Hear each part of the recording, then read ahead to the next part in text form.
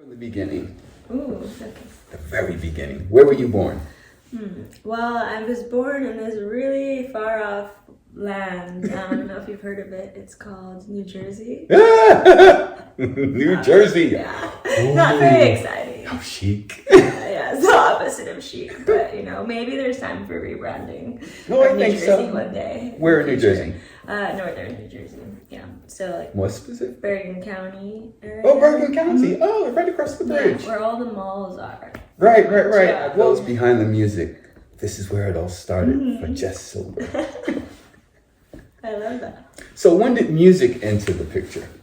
So I've had an interesting relationship with music because it wasn't something that I kind of started off as I'm more of a songwriter that stumbled into singing. And I didn't, so I wasn't trained I wasn't like starring in the plays or any of that type of stuff when I was younger.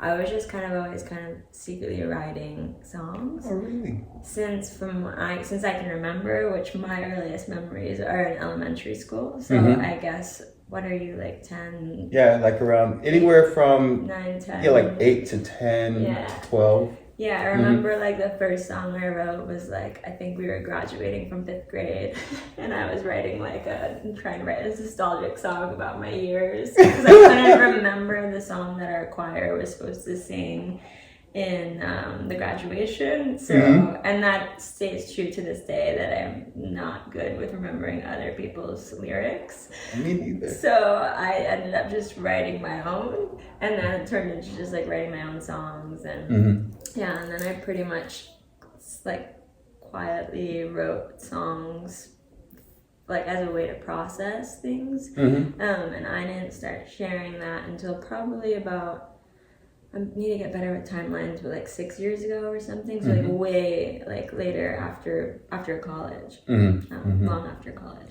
Actually. And did you play an instrument? No, I wish.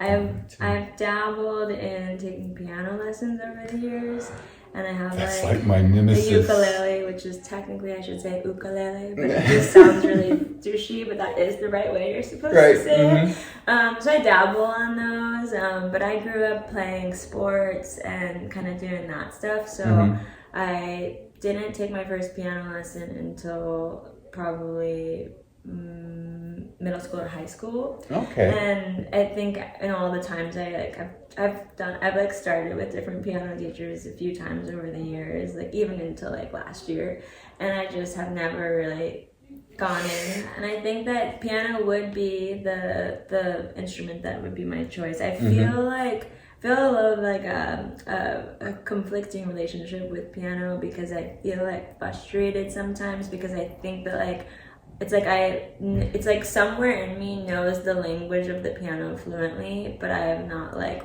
yet learned like this soul dialect, I don't even know what the best way to like describe it is. I feel like I know it, but I don't know it. Well, I know it enough now to write with. Yeah, that's the goal. I think if I could use it more as a tool, that would be what I would like. But right now, I kind of just rely on other musicians who are experts at their crafts. Right. But I found that, because that was my career, like most of my career, especially in the beginning, was writing with other people. And I just kind of felt that sometimes you were compromised, because what you really feel in your gut or what you're trying to portray, they don't see it the same way you do. It's hard. Well, I think that finding collaborators is just like finding a relationship. It doesn't come every day, and it's a very unique thing. So yeah, I mean, I think that I've definitely struggled with that over the years too, because I mean, you don't just to find a producer to work with, or even as simple as a guitar player or a pianist that just gets you, and you get them, and you're on the same wavelength and vibration. It's hard to find those people. Yeah, and throughout my years, I have, and then sometimes you have it, and then you kind of grow out of each other, just like if you were in a romantic relationship or a friendship. Sometimes you just grow different ways. Right. So yeah. Well, building a team is ideal. Yes. And I think the hard part about obviously building a team is hard. We live in a fast world here in New York where you trying to tie somebody down. Well, and it's even when you do find somebody that is like interested and ready, they still have their own dreams, which is good for them. They should. I don't want anyone to ever not have their own dreams, but it's really hard because not even having your own dreams. I think like I personally, my ideal like teammates and collaborators are not people that just want to bring my music to life. It's like, okay, they have a skill set that they understand rhythm and like music composition, guitar, piano, whatever it is, in a way that I don't, where I'm like, here are my lyrics and my melodies, and let's collaborate together to bring our project to life, as opposed to, you know, it just being mine because I'm singing. I kind of detect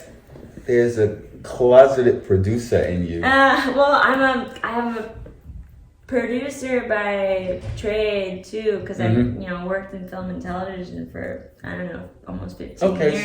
But it's a completely different beast, and to produce yourself is a whole nother element. So yeah, I definitely have that skill set, but not the hard skills of what you need for music production. You'd be surprised you do. Again, because if you have an ear, here's the thing: if you have the ear, you know what you like to hear, and you know what you want in the mix of your music. You're already halfway there. So you know what's really funny is I don't think I have the ear. Really? Yeah, I think that I really truly. I wish I did. I have a different kind of ear. I create from a place of feeling, and I've had funny conversations with friends who have been producers over the years. Like one of my best friends produced my first 2 songs, and she was one of the first people I ever sat down with and was like, I'm a songwriter, like, want to hear something, so scared, and it blossomed into a beautiful friendship. But like, she'll joke around, she's like, the first time you ever send me anything, I imagine you, like, it doesn't have any like rhythm or beat, it's just kind of like me like singing something. And I've learned a lot about like syncopation and rhythm the more I've worked with people, but because I didn't grow up learning about it, it doesn't actually come as naturally to me as most musicians. When people are like, you're a musician, I'm like more of a songwriter that just like happens to sing. But so yeah, she always says, like, I imagine like when I hear your like raw voice memos of you like kind of like lying on a piano with a long like cigarette, like smoking, and just like kind of like jazz, but I think that part of my soul belongs in like the 20s or the 50s or something. But you have a nice sound. I like your sound. Well, thank you. No, I love your sound. Yeah. I didn't know. I mean, it sounds so silly, but I didn't know that I could sing until I started sharing my music, my songs, and but I didn't want, they weren't just the lyrics. I write them with melodies too. Right. And so I remember, like, this is my first girlfriend ever, and she was like, in a cappella growing up, and like just very musically inclined. And I was like, well, I guess I could like show you something. And I like sang it to her, and she's like, what? You can sing? And I was like, no, I can't. Like, I didn't get into choir in the 8th grade. That's like a scarred. So I thought that I couldn't sing since the 8th grade when Senorita Brewer they told you like from the choir, because I didn't, and like, I remember we auditioned by singing like Happy Birthday, and no, stop. Yeah. And I think I must have done it so poorly. Well, the thing is, I had no confidence with it. See, and that's, and that's a huge part of it, because even from when I put out my album, which is most of the music out there, like, I've developed my voice so much more since. Right. But the only reason I don't have more music out is, it costs money to make things, there's a lot of layers to that. No, there's a lot of layers to it. So a lot of my inspiration comes probably from a blend of both of my parents. So like with their music, like what they listen to. So Carole King, Nora Yes. Jones, Yes. like Natalie Merchant, like which is like the mom side of things. And then my dad is like a deadhead, and No, is he like, really? you know, the Stones, and so then there's a lot That's of a mix very of there, nice of, like, mix of music. Fleetwood. So like everything from like, you know, grew up listening to like Van Morrison, Fleetwood Mac, Carole King, Nora Jones is a really big inspiration, and yeah, I think that You're like Nora Jones-ish. people say that, and I was thinking, namaste. No, it's beautiful. No, it's beautiful because it's a very high honor when people say that. Yeah. I don't like comparing people because it means because everyone's so different. But the vibe, yeah, you know, and just the way you approach. Yeah, it's very Nora Jones. Thank you. Yeah, and I think so those are big inspirations. I think that I mean Carole King because she's a songwriter. She's the greatest of them all. Yeah. And I just also love her music too. So I think that I think finding a kind of learning Carole King's story of how she was like a songwriter first. You know, right. And I was like, wow. I think that, and especially with what you're doing, you build your audience bit by bit. Yeah. And we're now in the stage where we have to train our audiences. Yeah. And we have to be able to really tap into their potential to be buyers, followers, to come to your concerts and whatnot. And it starts little bit by bit. And I think what you're doing, you're headed in the right direction. Yeah, no, and I appreciate that. I think it's been cool because I think I also, and I don't know if I talked to you about the more immersive, interactive exhibition I did with my music recently. Right, and I was gonna get into it because I wanted to know, how do you define what you do? Such a good question, and I do not have the answer for you. I think, like, honestly, I was even like talking to ChatGPT the other day. I was like, this is all the things I've done in my life, and like, I don't know what to say when people ask me what I do. Because, I'm bad like that also. And I like think the best way to describe me in collaboration with ChatGPT is something around like a multidisciplinary like storyteller. Because I've worked across so many different mediums, and you bring it all to the table, pretty much. Yeah, and so it, it's just very, there's a lot of different ways to kind of go about and explain. I mean, I feel kind of guilty asking you that question because I don't like when people ask me. No, but the thing is, it's still it's hard to define. Dialogue. It is part of the dialogue, but it's hard to. You know, and especially when you're just making music. Yeah, when it comes to music, like, I don't know, I say that I'm like a songwriter, right? And I hope that I'm kind of, you know, with my music, my goals are just to make sense of this chaotic life. Right. In words that feel like they, you know, hopefully it connects with somebody and makes them feel less alone in their experience in some way. But, you know, I think that's all I'm kind of hoping for there. But at the end of the day, to connect with people, you have to, you know, put yourself out there, and there's all those layers. So I've never personally dreamt of, you know, performing on, you know, like selling out Madison Square Garden and like that, taking that route. That's not something that I don't think it would fulfill me either. I don't think it would be, I mean, I don't know, you know, who knows, anything is possible. But I also grew up, you know, in my early career in the TV and film industry. Like, my first job was in college at Saturday Night Live, and so like I saw the creme de la creme of people across the whole entertainment industry when I was really young, and kind of saw like the realness behind the glam and behind the curtains, and realized that there was all these people who have like the most coveted jobs or most coveted careers in the world that people look up to and strive for every day, that are, you know, battling depression or just unhappy as like, basically I just learned very early on that, you know,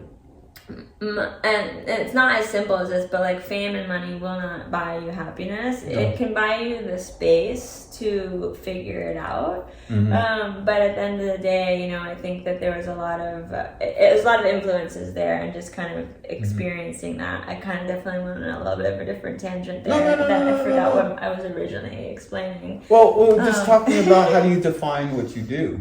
Yeah. But that's all part of it, because that is true. Because I know, for instance, in my career, I had some amazing milestones. But while they're happening, you don't realize they're happening. Yeah. It's like so far in hindsight that you're like, wow, I did that. But while it's happening, sometimes it doesn't even feel real. Yeah. You know, and you're just moving through the motions, but also you're dealing with everybody that's pulling at you. And what people are telling you, you know, people don't support you. People telling you, oh, you're not great. You know, just the myriad of things that people come at you with.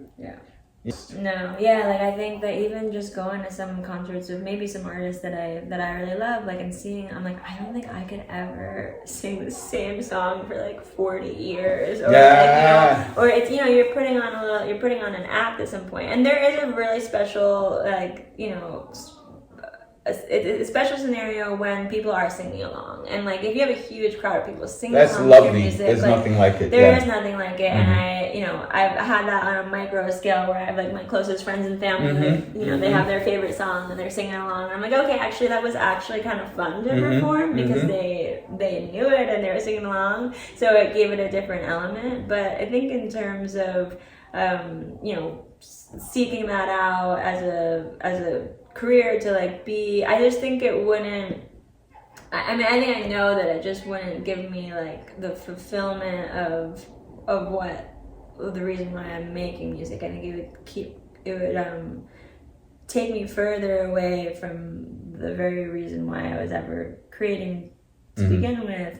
And so that's why I've kind of gotten more, or I've always like been in this, I think I've always loved like this idea of like experiential storytelling, and like whether that's working with like a brand or a startup to kind of help them make sense of how they can create meaningful connections with people through different experiences. And a lot of the times I bring in a form of like art, right? Whether that's live music. You're an artist and you want to be, but the purpose of art is that you make your art regardless. Exactly. Yeah. And the second you put restrictions and limitations on it, or just expectations. Expectations. Yeah. Is the word I was thinking, couldn't find. So thank you. I was like, oh man, yeah. But yeah, so it's just depending on what you want. I think that, that's a career. Yeah. Okay, we're not all Katy Perry's and Jay-Z's. Yeah. But do you really want that? Yeah. And a lot of people don't understand what you're really signing up for. But yeah, I think I just kind of wish and like there was more opportunity for musicians, kind of like in the high art space, which is one of my best friends is getting her master's in curation at SVA, and so I've been kind of involved in just those conversations. Like I'm not even involved, but like having conversations with her around like that space, and like there is actually so much opportunity for like painters of the world, photographers in that space, because people will pay $10,000 for a painting, but it's like we don't have that same translation of paying for that, of someone buying your song. Like you can't do that, and that's why. Well, you have to be very savvy. Yeah, which is why I'm exploring this like immersive, interactive space of kind of performance art, essentially. Because syncing your music with movies. Oh yeah, I mean that's where the real money is. That's where the real money is. Yeah. In syncing, and also you could globally selling your music to artists. Yeah. Because you can really get some really good deals. Yeah. Yeah, and I think that there is something.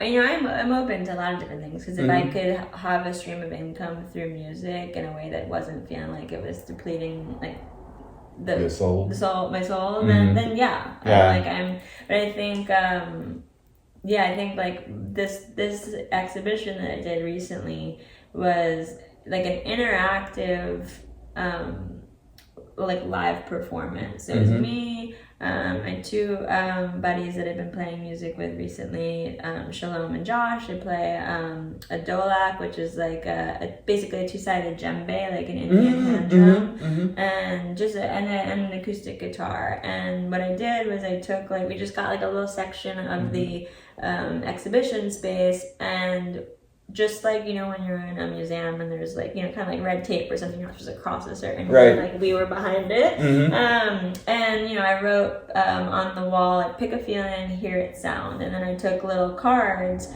for, I think maybe like 8 different songs, something like that, and took my favorite line from each song and then made copies of each of them. So like this space was hanging like same but different now.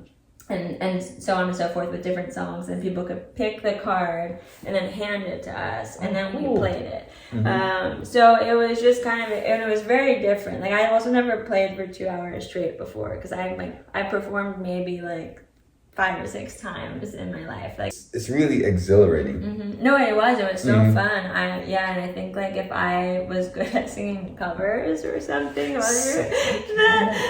like maybe and I think that's like such, I wish I could do that more, just so I think it would be fun to be able to do covers and then like, you know, go book a gig once a month and play it for a few hours and like have a whole bar sing along with you. Like that could be fun. Again, wouldn't do that as something I relied on entirely, but you know, as somebody who loves to be social and go out, but I'm not like a huge drinker, like I would love to actually prefer to spend my night just performing and like singing like covers, but I've never been good at it. And like singing in time and like on beat is just kind of like something that I've really had to learn. Kind of going back to like the cigarette, where I'm just like kind of singing, and then so a lot of times when I'm first showing people my stuff, we like put it in, okay, we gotta move this part faster, and like I just started like snapping my fingers when I'm like writing. Like otherwise I was just like.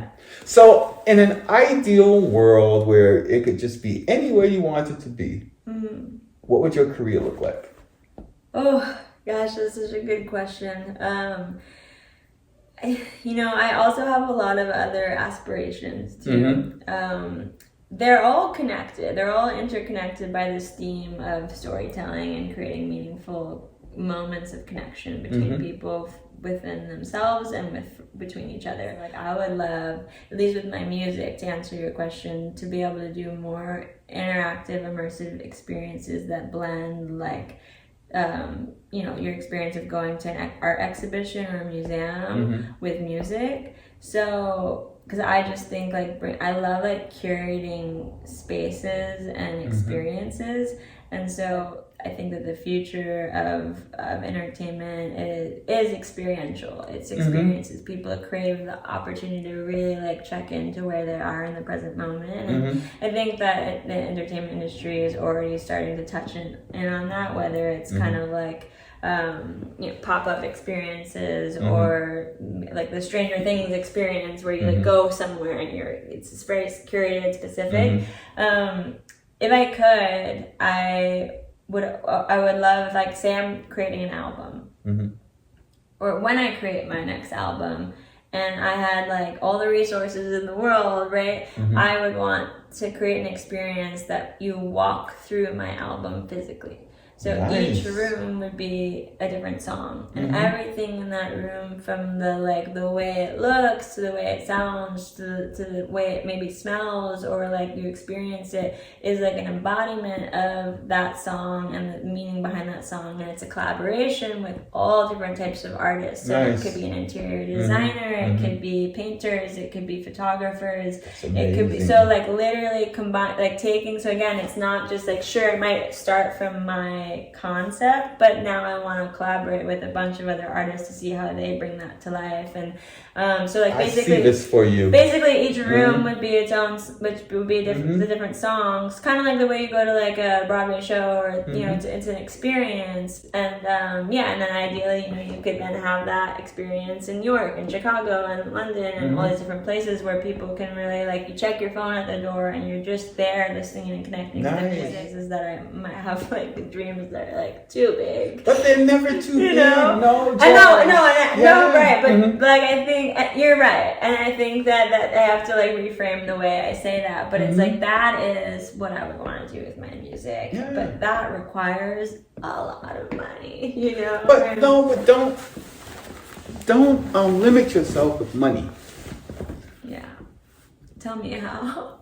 No, I know. Me talking about it is that, you know, each day is just getting closer to whatever your dream is.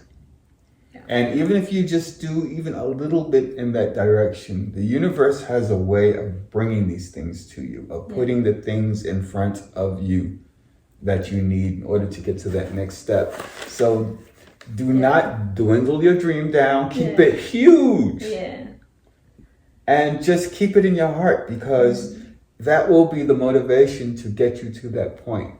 It might look very, you know, like an uphill battle from here, but, you know, getting there step by step. And, you know, they always say the journey is more interesting than actually getting there. Right. Yeah. And that's another opportunity for people to really connect really authentically with your music. And if I could do that for, like, you know, for also different artists too, because that's the producer in me wants to create this type of experience that we can then translate for and use this same idea and concept for multiple artists to do the same thing. And it could exist on different scales and levels too. It doesn't have to exist in this giant, huge, right? You know, garden, like Madison exactly. Square Garden kind of thing. Yeah, exactly. But I personally, like, as far as like my desire, the houses that I like are a little more intimate. Same. Yeah, I prefer like a real theater, like a Broadway theater. I love a Broadway theater. Yeah, I just think those to me are like legitimate performance spaces. I think that's also where I get the ideas of like the smaller rooms, where like it's a smaller intimate space throughout the entirety of the experience, but allows the experience to kind of exist beyond just one room. But yeah, it's kind of like, how do I take this concept of wanting to create these intimate experiences, but like on a kind of grander scale. Yeah, and so that would be what I would love to do with my music, and also create this type of, you know, design this type of concept that would be repeatable for other artists to do the same thing, and give them an opportunity. Because say this was something, you know, I could do one day, and everyone's paying, you know, how much do you pay to go to a Broadway show? A lot. And I don't want to make something that's not accessible to people, but something that could also actually have artists walk away with like some type of real money from it, that they can actually make a living doing something like this. So say you pay, whether it's $20 to $80 to come into this, you know, experience, then you have this like stream of income that didn't exist otherwise, right? It's like this interactive artist museum that allows you to really connect with the artist and like their soul purpose of like where it's all coming from in so many different. So what are you working on now?